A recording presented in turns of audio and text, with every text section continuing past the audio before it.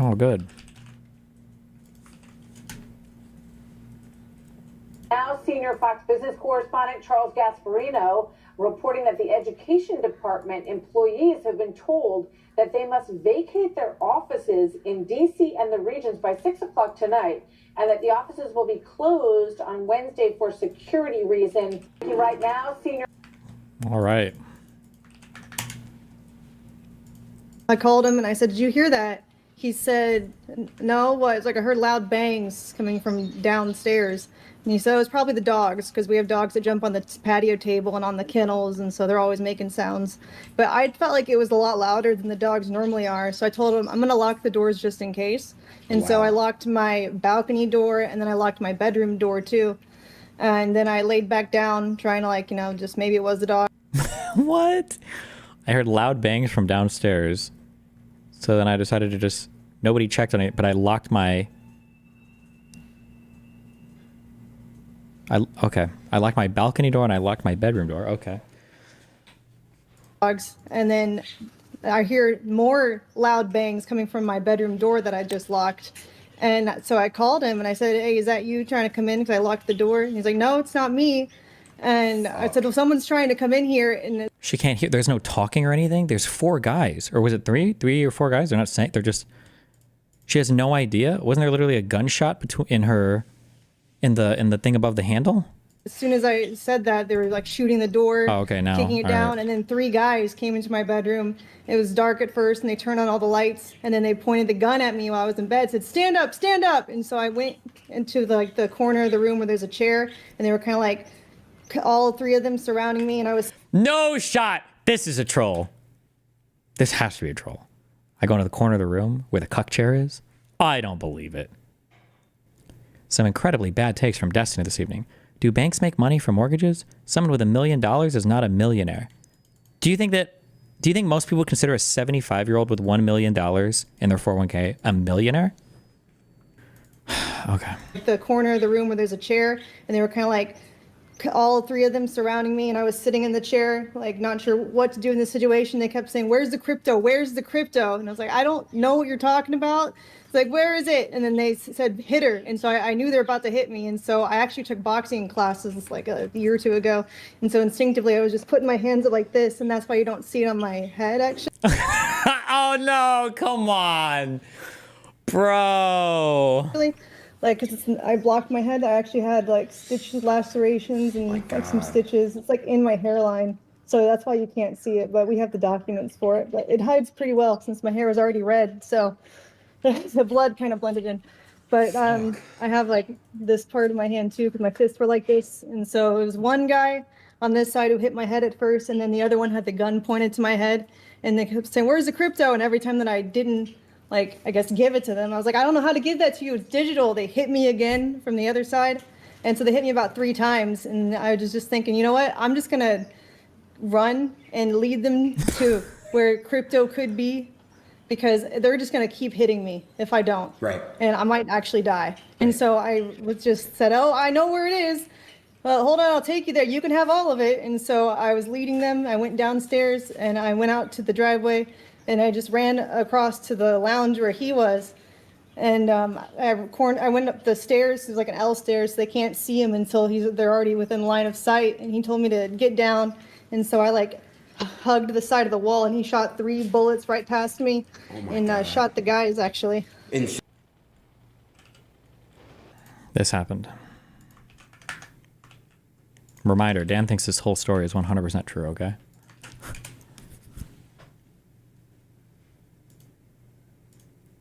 Brand new Tesla. Hi, I'm inside of my brand new Tesla I bought to support Elon Musk and Doge. Radical leftists are Marxist communists. They want to shut you down if you do not comply to them, if you're a threat to their corruption, their money, their special interest. You know, I could not access to my X this morning, the only free speech app in the whole world right now. So I'm going to go buy some more Tesla stocks and support them whenever I can. We must win as the free people. Okay. For years, Curtis Yarvin had been writing online about political theory and relative obscurity.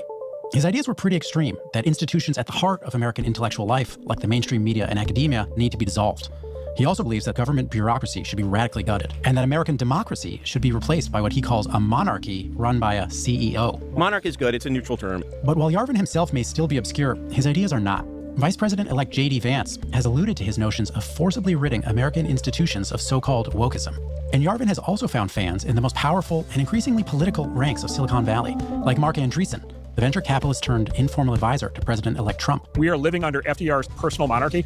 Peter Thiel, a Republican megadonor, has called him a powerful historian. On top of it all, Yarvin has become a fixture of the right-wing podcast universe. He's been a guest on the shows of Tucker Carlson and Charlie Kirk, among others. Thank you for that lovely intro, Tucker. I've been aware of Yarvin for years, but always thought of his work as pretty fringe. A lot of what Yarvin has to say is disturbing, and the historical evidence he justifies it with is riddled with exaggeration, distortion, and sometimes just plain inaccuracy. But given that his ideas are now finding an audience with some of the most powerful people in the country, Yarvin can't be so easily dismissed anymore. When you say to a New York Times reader, democracy is bad, they're a little bit shocked. But when you say to them, politics is bad, or even populism is bad, they're like, of course, these are horrible things. I'm David Marchese, and here's my conversation with writer Curtis Yarvin.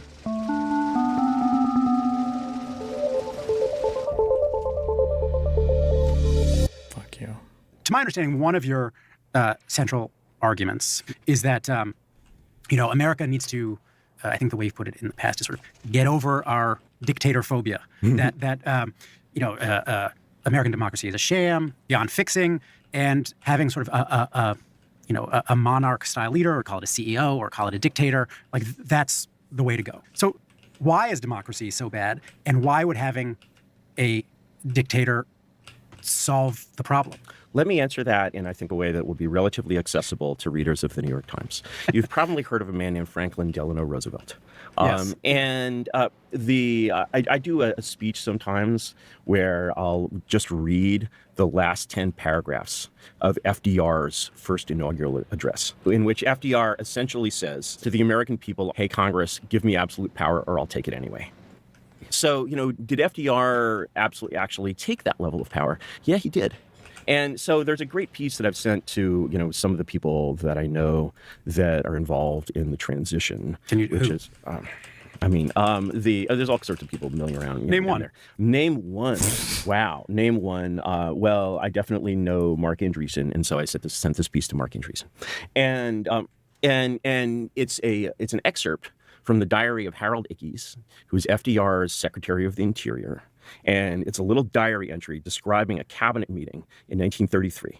And what happens in this cabinet meeting is that Francis Perkins, who's the Secretary of Labor, comes in to this meeting and is like, here, I have a list of the projects that we're going to do.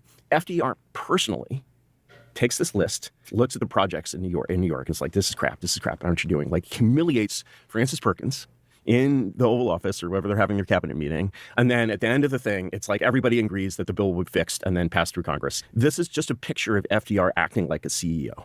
And so, the question of, was FDR a dictator? What does it mean to be a dictator? What does this pejorative word mean?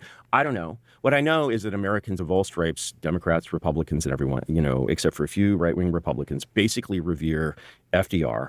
And FDR ran the New Deal like a startup.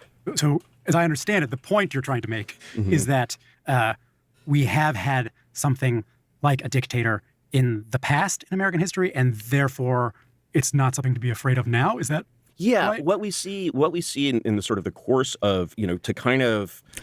I would have to, again, history that I haven't specifically studied. I just brought up his first inaugural address because I was curious.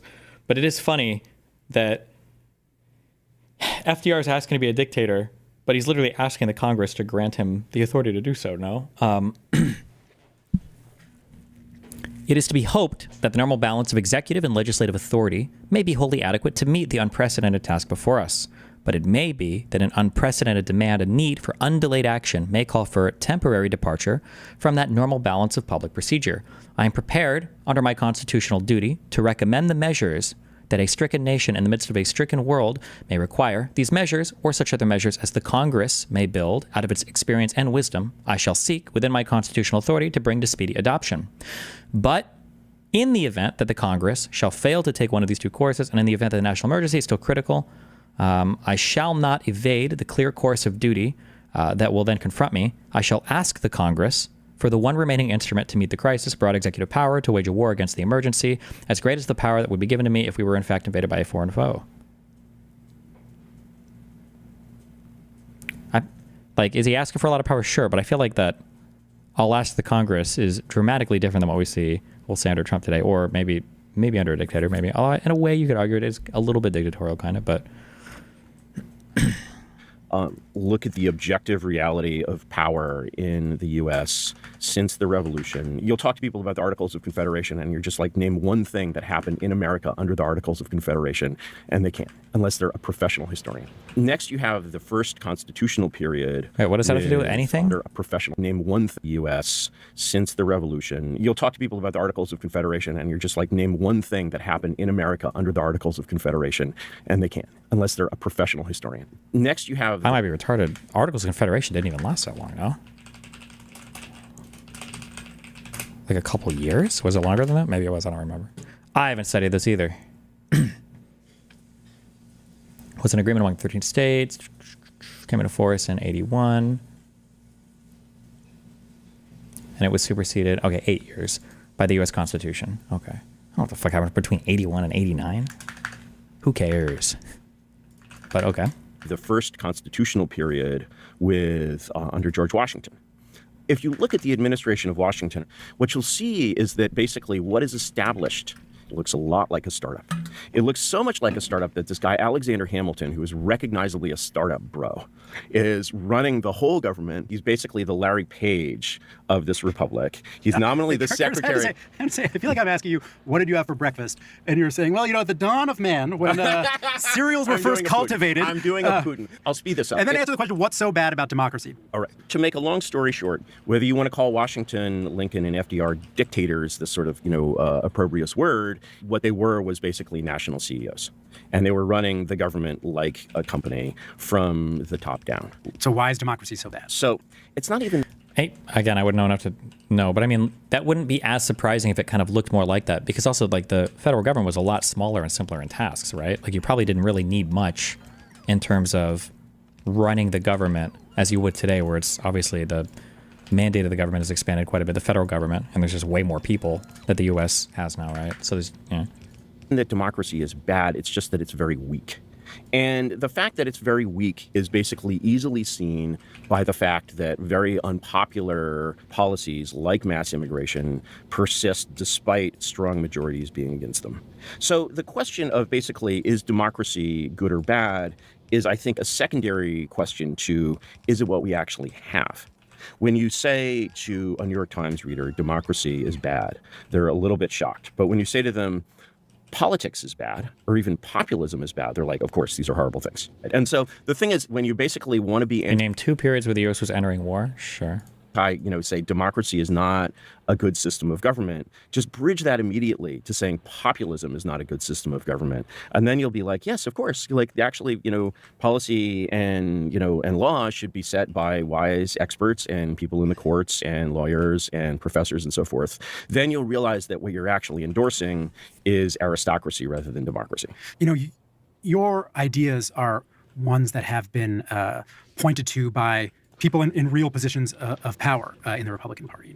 I think it's probably overstated the extent to which you and J.D. Vance are friends, but he has definitely overstated. He has mentioned you by name publicly and referred to sort of de-wokeification ideas that sort of are very similar to yours. You've been on Michael Anton's podcast, and Michael Anton has been sort of tapped by Trump to be high up in the State Department, talking with him about how to install an American Caesar. Peter Thiel, a major Republican donor, has said, you're an interesting thinker. And so let's say people in actual positions of power said to you, Curtis, we're going to do the Curtis Yarvin thing. What are the steps that they would take to change American democracy into something like a monarchy? My honest answer would have to be, it's not exactly time for that yet. Because what I see happening in DC right now, nobody should be watching this panicking, thinking I'm about to be installed as America's secret dictator. And I don't think I'm even going to the inauguration. Were you invited? No. Why?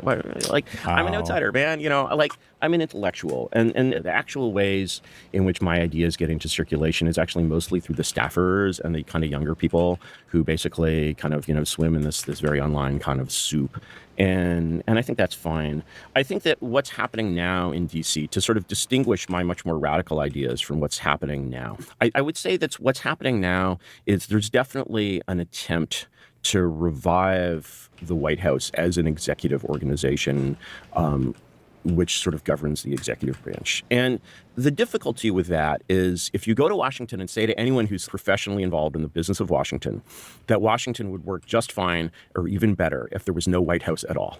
And they'll basically be like, yeah, of course. The executive branch works for Congress. So you have these poor voters out there who elected, as they think, a revolution. They elected Donald Trump and, maybe the world's most capable CEO is right. in Your there. point is he can't, the way the system's set up, he can't actually get that much He can't done. actually do that much to it. And he can block things, he can disrupt it, he can create chaos and turbulence or whatever, but he can't really change what it is. Do you think you're maybe overstating the inefficacy of a president? You could point to, the repeal of Roe is something that's directly attributable to Donald Trump being Yes, president. You could it point.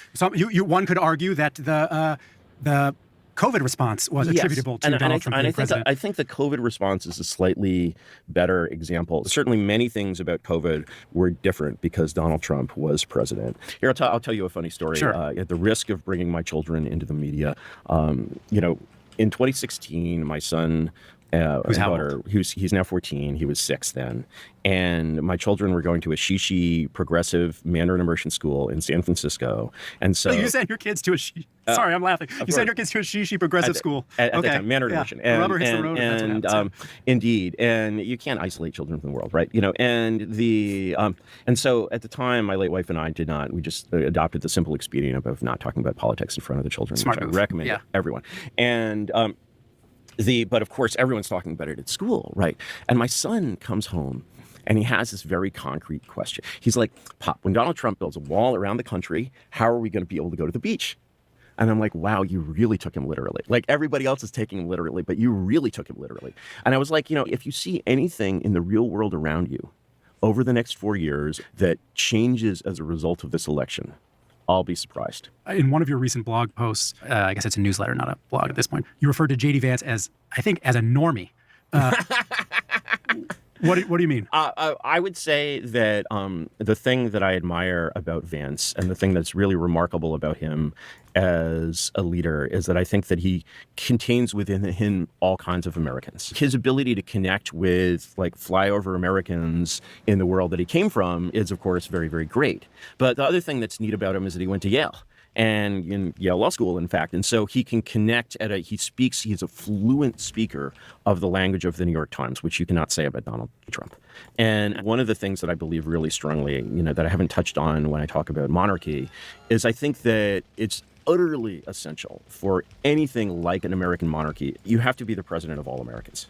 And I think this is something that basically the new administration could do a much better job of reaching out to progressive Americans and not demonizing them and basically saying, hey, you want to make this country a better place? I feel like you've been misinformed in some ways. You're not a bad person. This is like 10 to 20% of Americans. This is a lot of people are like the NPR class. They are not bad people, evil people who want to do, but the thing is, they're human beings. We're all human beings. And human beings can support bad regimes. The question was, why did you call J.D. Vance a normie? Because he contains within him norminess. Right, but he's also an intellectual, and he contains within him intellectualness. And so, what you just said about, the administration could do a better job of reaching out to progressives, and we're all human beings. As you well know, it's a pretty different stance than the stance you often take in your writing, where you, right, you're laughing because you know it's true, where, you talk about things like de-wokeification, how people who work at places like the New York Times should all lose our jobs. We should, you have an idea for a program called RAGE, retire all government employees. You have ideas which I hope are satirical about, how to handle non-productive members of society that involve basically locking them in a room forever. So why is your tone Has your thinking shifted? No, is a rhetorical tone different in a setting like this? You're looking for different. My thinking is definitely not shifted, and you're finding different emphases. It's like when I talk about rage, for example. Both my parents worked for the federal government. They were career, federal employees. Basically, it's a little on the nose from a Freudian perspective, but yeah, it is. But the thing is, basically, when you look at the way to treat those institutions, I'm just like, treat it like a company that goes out of business, but sort of more so because these people, having had power, have to actually be treated even more delicately and with even more respect. And winning means these are your people now. And so the thing is, when you understand the perspective of the new regime with respect to the American aristocracy, the perspective can't be this sort of anti-aristocratic thing of like, we're going to like bayonet all the professors and like, throw them in ditches or whatever. Their perspective has to be that like, you were a normal person serving a regime that did this like really weird and crazy stuff. How invested do you think J.D. Vance is in democracy? It depends what you mean by democracy. I mean, I think that the problem is basically when people equate democracy with good government. When you use that word, you're using a very tricky word. I would say that what someone like, I'm on very safe ground, despite not knowing him well at all, that someone like J.D. Vance believes essentially in the common good. And the idea that government should serve the common good. And I think that people like JD and people in the sort of the broader intellectual scene around him, which is very varied intellectual scene, would all agree on that principle. Now, if that principle, I don't know what you mean by democracy in this context. What I do know is that if democracy is against the common good, it's bad. And if it's for the common good, it's good. I think what you just described might be something that Peter Thiel would agree with, and there was... I think a progressive could agree with it. And there was reporting that I saw, I think it was 2017, reporting done by BuzzFeed, where they published some emails, I think, between you and the right-wing provocateur, Milo Yiannopoulos, where you talked about watching the 2016 election with Peter Thiel and referred to him as fully enlightened. What would fully enlightened have meant in that context? What fully enlightened for me generally means fully disenchanted. When I look at basically what the kinds of people that I know not really that well in Silicon Valley think, I'm basically like, have people like this been exposed to my ideas? Yes. Do they agree that America should be a monarchy? I doubt it, but I have no idea. But what they agree on is not a belief, but a disbelief. So I think that when a person who lives their life within the kind of, sort of progressive bubble, liberal bubble, use whatever term you like, of, the current year, looks at the right or even the new right or whatever, you want to call it, I think what's hardest to see is that what's really shared is not a positive belief, but an absence of belief. Basically, we don't worship these same gods. We do not sort of see, the New York Times and Harvard as like divinely inspired in any sense, or we do not see their procedures as ones that sort of always lead to truth and wisdom. We do not think that the way the U.S. government works, really works well or seems to be perfect in any respect. And this absence of belief is what you call enlightened. Yes. Okay. Yes. It's a disenchantment from like believing in these old systems. And the right thing that should replace that disenchantment is not, we need to go do things Curtis's way, and is basically just a greater openness of mind and a greater ability to look around and say, we just assume that our political science is superior to Aristotle's political science because our physics is superior to Aristotle's physics. What if that isn't so? You're basically saying there's a historical and political recency bias that people are susceptible to. Exactly. But I think the thing that you have not quite isolated yet is why having a strong man figure would be better for people's lives. Can you answer that question? Number one, I think that having an effective government and an efficient government is better for people's lives. And I think that, the best answer, when I ask people to answer that question, I sort of ask them to look around the room and basically point out everything in the room that was made by a monarchy. Because these things that we call companies are actually little monarchies. Yeah. Okay. And then you're looking around yourself and you see, for example, a laptop. And that laptop was made by Apple, which is a monarchy, and it has a little thing on it that says designed in California and made in China. Right. This is an example you use a lot where you say, and if Apple ran California, wouldn't that be much better run? Whereas if your MacBook Pro was made by the California Department of Computing, you can only imagine it. I'm sorry, I'm here in this building, and I keep forgetting to make my best argument for monarchy, which is that people trust the New York Times more than any other source in the world. And how is the New York Times managed? It is a fifth-generation hereditary absolute monarchy. And so we've basically taken, in some ways, and this was very much the vision of the early progressives, by the way. The early progressives, even like the pre-World War I progressives, I feel like I don't like the comparison between, would you rather have Apple run, or would like California run better if Apple ran it, or imagine like an iPhone made by the California DMV or whatever. Well, I mean, California is not designed to build iPhones, right? Because if you want to get like hyper technical, or no, it would be hyper abstract. Technically, you could argue that California did actually build the iPhone, right?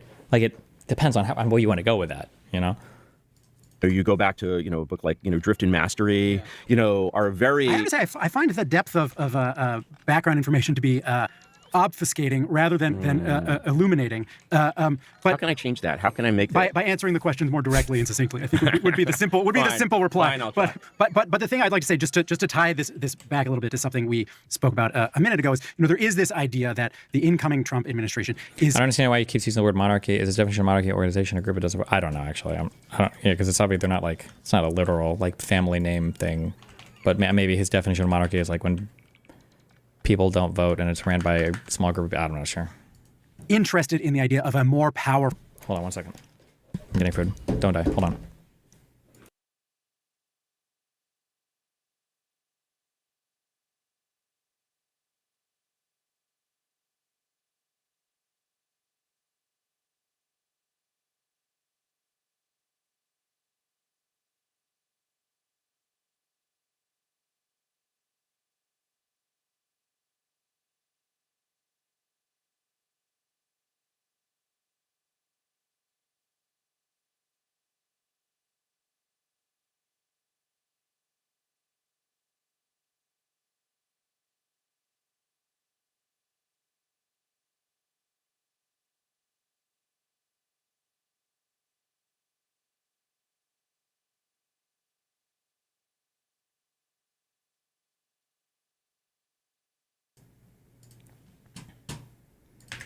Fuck, this is really boring though. Apparently he debated counterpoints. Is this true?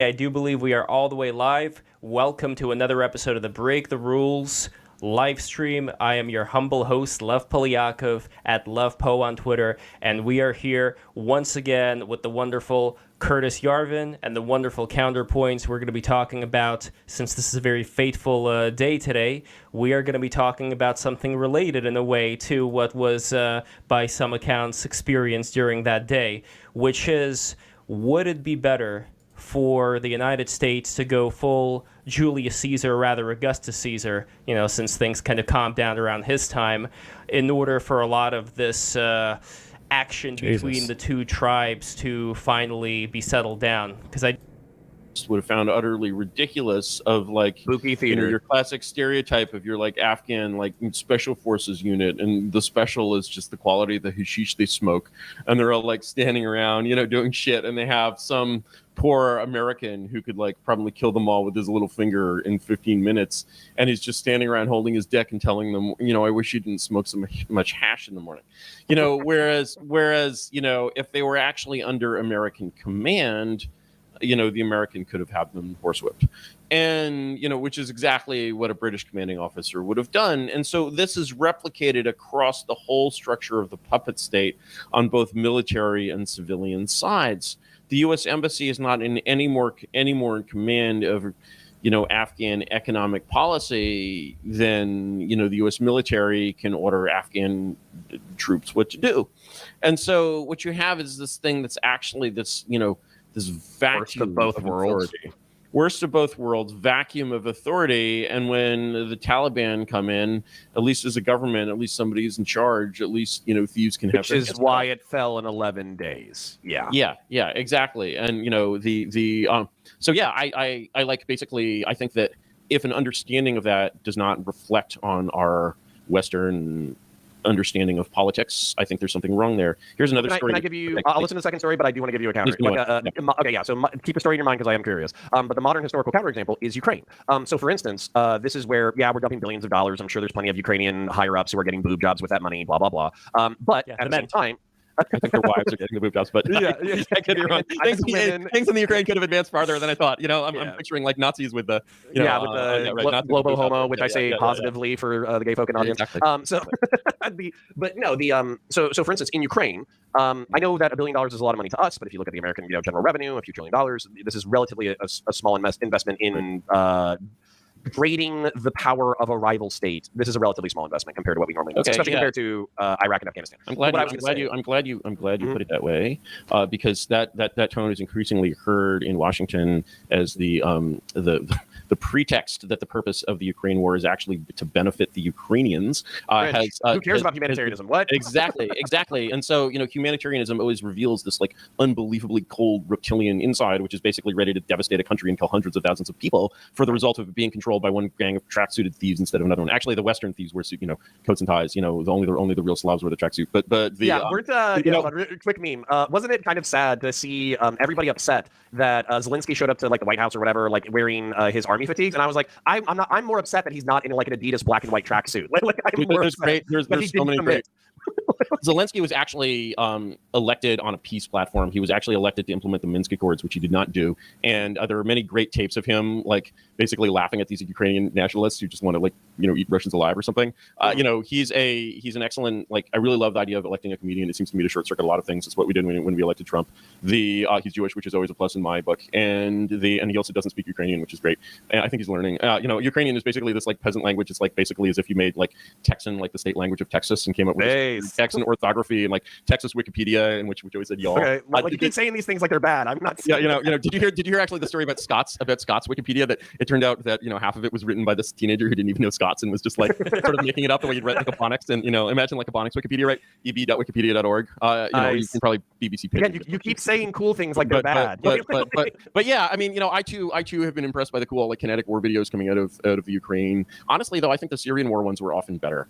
Just in terms of war porn. Why do you call it the Ukraine, by the way, and not Ukraine? I call it the Ukraine because I spent the first 30 years of my life calling it the Ukraine, and I see no reason to change the way I spell. I also say Bombay instead of Mumbai, like everyone else in Bombay, and I refuse to change the way I say a place in the world because it suits the diplomatic goals of the Washington Post. Did you ever heard of a country called Serbia?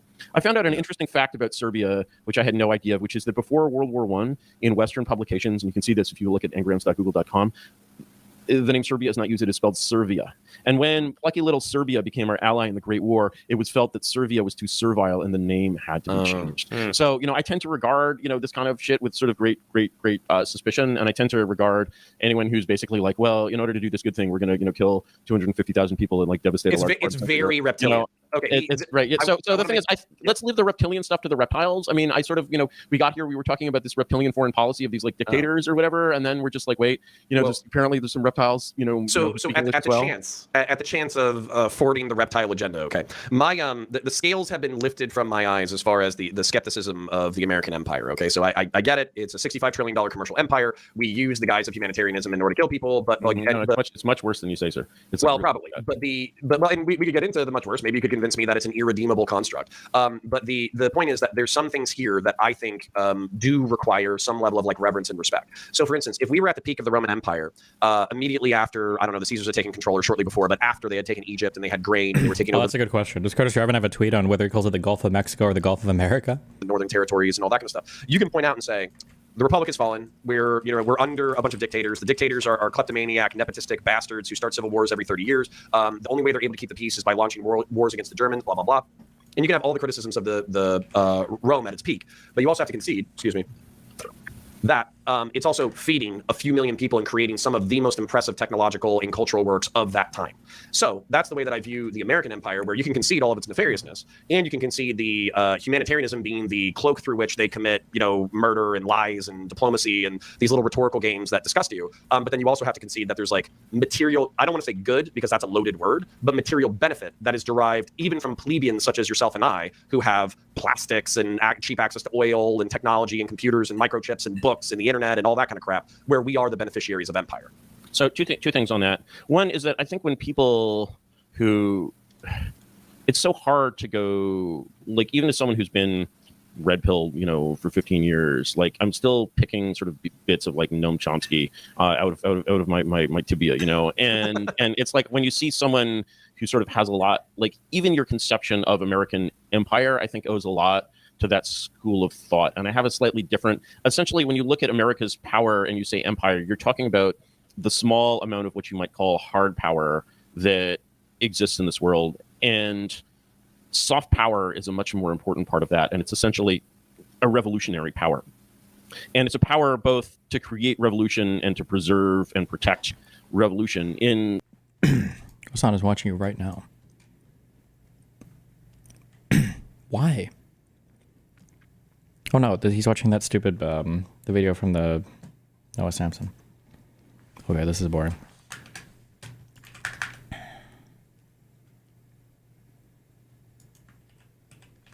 Okay, let me finish eating and then we'll do reading. They're not getting Oh,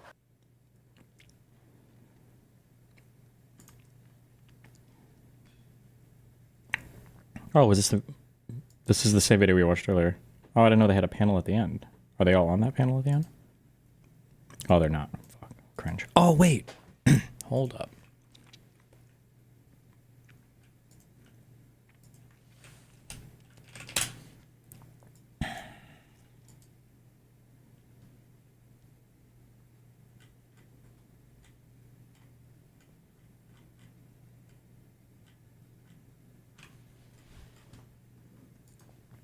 Our best friend.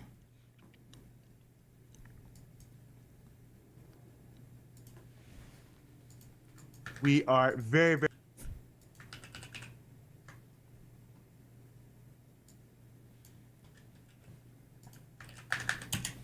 very honored here to be joined once again on the show by Brianna Joy Gray, who is the host of the Bad Faith podcast, among other superlatives I could list. Brianna, as always, thanks so much for being with us. Thanks for having me back. And I feel like I need to announce my campaign for president to get my breakthrough news bump right off the bat. I like that. You're I welcome. like that. I kid. Well, look, we might come back to you in 2028, given how things are looking now. But yeah. So today, Representative Al Green was censured in Congress. 10 Democrats voted for the censure. Of course, if you didn't see the speech, he got up and yelled at Trump, "You do not have a mandate to cut Medicaid," and was removed from the premises. I guess what I want to ask you here, Brianna, is, not only the 10 Democrats who voted to censure him, but the fact that the Democratic leadership, I guess, had told people, don't protest at all, don't shout, don't say anything, don't stand up, don't walk out. And they had like those lame signs and like the pink outfits. I don't even know. Maybe I'll just leave it there, but it just seems like, how could you possibly even claim to be in opposition in this kind of reality? It's interesting. Look, in a world where there was a more robust substantive opposition, I wouldn't be so hard at some of these more symbolic efforts. But the fact is that these symbolic efforts are the extent of what is being done, point blank, period. And then finding out that it's the Democratic Party who actually told folks not to do more. I literally just wrapped an interview with Jamal Bowman where he reported the same, that his former colleagues have been told to be like minimalistic about their protest. And it is really dispiriting. It is a bizarro world as a leftist to be seeing so many centrist Dems who normally carry water for the Democratic Party like they're all Aquariuses. They're all water bearers, no matter what, flipping and saying, actually, I expect there to be something more for you to have been. Keep in mind that this is the opportune environment that she would love to operate in as a Democrat now. This is the best environment for losers like her because they don't have the votes to pass anything, so no real policy will ever come out. So the only thing they can do now is symbolic protest, which is the only thing people like Brianna ever want to see in this country, is symbolic protest. It's not about achieving power, it's just about critiquing power. Crying about incoming fascism for all of these years, and to see the manifestation of a second Trump presidency being, frankly, I think a lot worse than what some people might have anticipated. And all you can do... It's not worse. It's what everybody said it would be. And that's why losers like you, who didn't even endorse Kamala, or explicitly didn't endorse her, you have zero input that's valuable to literally anybody in this country.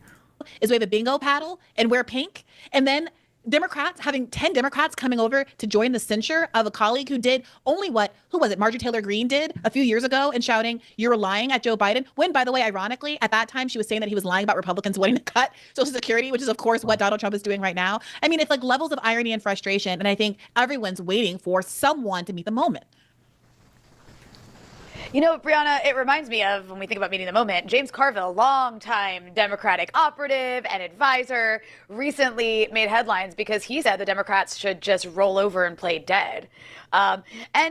This is always what Democrats do when there's a Republican in charge. They just sit back and they pretend to be an opposition party in these really like silly, semi-theatrical, like boring ways. But then I see like, who are they trying to promote as the possible saviors?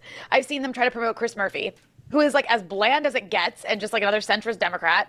And then I think, who was it who gave like a speech after the Trump's speech? I think it was Slotkin. Was it Slotkin? Oh, yeah. Another really bland, like, what did she call it, like a national security Democrat, like another one of those. I mean, yeah. It's just okay. So like, what's going on here? I mean, part of me is like, oh, they're just really dumb and they don't know how to be opposition. But the more realistic side of me is like, I mean, Democrats can't be opposition when at the end of the day they're funded by a different version of the same people who fund the Republicans. True, the donors. No.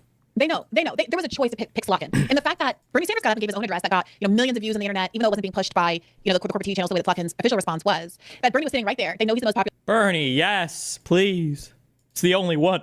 person in Democrat in Congress. They know how effective he is. They know how many people are turning out for these oligarchy town halls he's having across the country in red districts, and they still chose Slotkin. They know what they're doing. I mean, here's the story that I pulled from my interview with Bowman that I didn't actually get around to. I'm sure everybody's seen it, but Politico covered the fact that there was this moderate Democrat consultants that got together in early February to discuss like plans for what's coming up next, and to do agenda items. What they resolved to do was to embrace patriotism, community, and traditional American imagery, so put more flags on things, I guess, that the Democrats should ban far-left candidate questionnaires and refuse to participate in forums that create ideological purity types. Base. And this was the kicker, move away from the dominance of small dollar donors whose preferences may not align with the broader electorate. Babes, the small dollar donors are the broader electorate. The preferences you don't want them to align with are the corporate donors who I'm sure funded this oligarchy fest that was held in Loudoun County, Virginia, like the wealthiest county in the entire country, where the lobbyists have settled, because that's whose agenda is being pushed. And so like this is my question. I'm a little hot under the collar because I just had a useful but somewhat tense back and forth with Jamal Bowman about this question of when are squad members, when are left-ranked Democrats going to acknowledge that the Democratic Party quite literally pushed you out and is never going to be a vehicle for real resistance. I know it's tough. I know it's hard. We were all raised, or many of us were raised to believe that the Democratic Party was the good guy. I mean, my mom has always been a Green Party voter, but that's neither here nor there. But we were raised to believe that of the two factions, at least, they were the ones that were at least fighting for us. And I think we're going through this period of dissonance where even like centrist, moderate Dems are realizing like, yeah, I agree with what the Democratic Party says they want to do, and I even agree with this Loudoun County agenda, but they're not even doing it. They're not even doing anything at all. The order is to stand down and stand by, to quote Donald Trump, and during a time where there's supposed to be exigency. No, I think it's an important issue. Wow, Loudoun County, Northern Virginia. Loudoun, your people. I'm Fairfax. I'm from Fairfax. Yeah, so much better. I'm distancing myself. I understand, as you should. You just say that Slotkin was super boring when you watched her? Yeah, I think she is boring. But these people don't like Slotkin because Slotkin's not a communist that wants to murder every capitalist in the country, which is the only thing that Brianna Joy Gray would support. I think it's actually a really important point, Brianna, because it just feels like everything has to start somewhere, and it feels like people just want something to just fall from the sky. Like it would be great if we had a more progressive third-party alternative. And if we go back in history, and that's the thing that drives me crazy, and I'm really looking forward to your interview with Jamal Bowman, is like when you go back in history, if you just like name people, and if I was like, Frederick Douglass was supportive of quote-unquote third party, and this list random names, you know what I'm saying, in that regard, and it was, oh yeah, they were so great, and they were so trailblazing, and they were so that. Well, should we start a third party now of workers and the black community and immigrant communities and start fighting back? Well, no, we can't do that now. And it just feels like at a certain point, like people have to recognize the history in front of us. Like if somebody doesn't start, the thing will never start. It's hard. It's gonna be I mean, like, what do you want to? I mean, didn't MLK support the Vietnam War? I mean, like, nobody's perfect. What is that? The fact that somebody might have supported third parties hundreds of years ago or whatever, like, stupid. It's gonna be a lot of losses, but like the sooner we start, the sooner we can be successful. And by the way, the Republican Party was the third party. The Republican Party is the success story of what happened when the existing duopoly didn't meet the political moment on a polarizing issue that was at the time abolition. What happened? No one was going to stand up and be full-throatedly an advocate for a coalition that represented a significant portion of the population. What happened? A new party was born. We have that moment right now in Gaza, particularly in the lead up to the election. I mean, now you have this weird diffuse media. Bro, nobody cares about Gaza anymore. You guys don't even care about Gaza anymore. Oh my God. Portion of the population. What happened? A new party was born. We have that moment right now in Gaza, particularly in the lead up to the election. I mean, now you have this weird diffuse media coverage of the thing where it's like Democrats talk about it only to use as a cudgel against the left. Like, oh, look at these bad things that are happening. Somehow this is your fault, even though my candidate's fully backed over a year of this horror show. But particularly when it was so front of mind in the lead up to the election, there was such an enormous opportunity to have a real primary and a campaign that listened to the fact that recent polling shows that 29% of people who voted for Biden in 2020 and didn't vote for him in 2024 expressly did so on the issue of Gaza. A candidate who actually spoke in economic class material terms the way that Bernie did in his response to the State of the Union. I mean, look, I want to caveat this by saying I'm deeply frustrated that Bernie is willing to use his great talents to sheep herd people back into the Democratic Party. But in terms of what he actually said and the impact of it and what people need to hear, his State of the Union response was almost... No, he did not support the Vietnam War. He often spoke out against it. Did he? I remember there was a huge controversy about MLK in the Vietnam War. Maybe it was that he spoke out against it and he got a huge reputation for it. That might be what I'm remembering. Almost with the exception of the Ukraine part, pitch perfect, right? And he could have been that person, or someone else could have been that kind of a voice that would have been so attractive and could have led us off of the precipice of Donald Trump that we're all looking down into right now. And there was a complete unwillingness to do so because at the end of the day, the more important thing is maintaining the status quo, including the national security, military-industrial complex status quo. Well, to what you're saying, I mean, so one of that military-industrial complex doing real hot right now. the things that someone like Bernie Sanders will repeatedly talk about, but the rest of the Democratic Party won't, is, I mean, Trump is not. It's not that hard to criticize his agenda because a lot of what he's doing is incredibly unpopular. Trump's not talking about it, but he's literally just like gutting programs that people rely on. He's destroying Medicaid. He's preparing to destroy Medicare, destroy Social Security. He's got Elon Musk like taking a hatchet to government funding for really important things. I don't think he's destroyed any of these things yet, but okay. In the country that the majority of Americans rely on or will eventually rely on, and it's an easy thing to attack. And Democrats aren't even doing that. So like Trump's not talking about it. Yeah. Because they want to do the same thing. Wait, what you gonna say? To these people, like the Democrats are chagrined, not because Elon Musk is running the government, it's because they empowered Elon Musk. They were in power when he was getting his big government grants and made him a billionaire and made him basically a mini defense contractor on whom the American national security apparatus relies for his surveillance technology and the satellites and whatnot. And they just wanted him to be on their team. Elon, you're supposed to be donating to me. Zuckerberg was supposed to be donating to me. All of these billionaires. The only problem is that they're switching teams. Bill Ackman. Nobody cares if you just want to donate. Well, some people care, but the donating isn't the problem with Elon Musk. Oh my God. All of them are switching teams. That's their complaint. And so when you are just going through that list of all of the things that they're doing to loot the government, that's spot on. But also I think the part that Bernie connects it to that they're unwilling to do is to say, not only are they doing all these terrible things, but they're doing it to enrich the elites. Democrats don't want to offend the elites, so they tend to leave that part off. But that's what makes the story hang and sound true. Not just Democrats framing these people as like amorphously evil, but like these are billionaires who literally use their resources to buy the president of the United States so that they can loot the treasury and enrich themselves. When Bernie Sanders was talking about how if the tax cuts are implemented, they will overwhelmingly benefit the wealthy while the taxes on working people go up. When he says not a single word was said in that speech about how your grocery prices are going to go down. And in fact, now we're getting articles in like I think it was the Washington Post, correct me if I'm wrong, that talking about, well, it was kind of crazy that eggs were ever cheap, actually. They're so fragile. They're so delicate. Did you see that one? No. This is the real, this is what's happening. Oh my God. You know, eggs are fragile. They're so fragile. How did we ever transport them so cheaply anyway? So like this is Bernie is able to close the loop because he doesn't just give you a villain, he gives you motive, and he shows you specifically how it's going to hurt you. When he said the thing, I just watched this all this morning. I've been procrastinating it, so excuse me, it's all very fresh of mind. Okay, good. Going into this direction, which was the moment that people started calling him racist for saying racist stuff. It was one argument he made where he compared Jewish Voice for Peace anti-Zionist activists to capos. There was Jewish collaborators with fucking Nazis. Ethan, don't do that, please. Don't say that the Jews' Voice for Peace are akin to capos. Like that's. I'm telling you that the mere existence of Jewish voices is not a leg to stand on. I don't understand that. The chat started calling him a Zionist freak because that's a Zionist freak thing to say. And then since then, he's sort of constructed an entire... Which was really interesting because he even includes the context. He didn't say that they were the same thing as capos. He was giving the most hyperbolic example showing that just because there might be some token figures that support you doesn't mean that they speak for the rest of the group of people. And also, anybody saying that like Jewish Voices for Peace, which is this ultra fringe fucking group, is somehow representative of Jewish voice, which is what I think Adin was trying to say. No, there are Jewish groups that are in favor of blah, blah, blah. It's like, bro, these are like nobody. These are the smallest. But like, there are Jews that were helping Hitler, right? Oh, you're saying that they're like Jews that help Hitler? No, you fucking retard. Okay. I'm good. I'm glad I didn't watch that video.